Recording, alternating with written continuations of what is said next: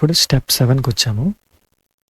There are 6 heading elements in HTML. మీకు ముందు చెప్పాను కదా, H1 H2 లాగా H3 H4 అలాగా చాలా ఉంటాయని.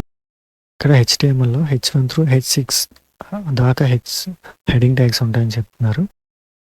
They are used to show the importance of sections on your web page, with H1 being the most important and H6 the least.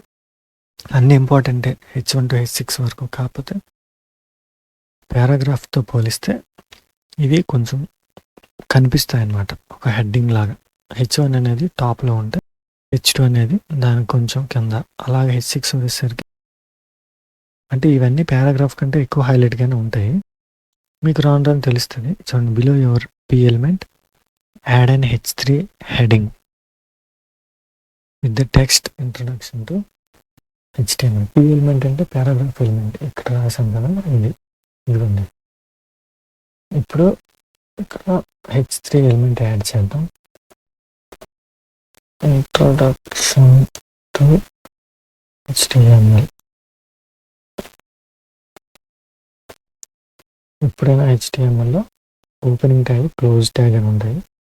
అంటే maximum అలాగే క్లోజింగ్ ట్యాగ్ ఉంటుంది ప్రతిదానికి. కొన్ని ఎలిమెంట్స్కి క్లోజింగ్ ట్యాగ్ ఉండదు. మీకు రాను రాను టెస్ట్ చేస్తాం కదా, అప్పుడు తెలుస్తుంది.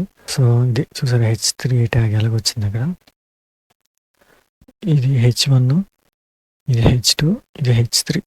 చూసారా, పారాగ్రాఫ్తో పోలిస్తే కొంచెం కనిపిస్తున్నాయి, అర్థమవుతుంది కదా. అది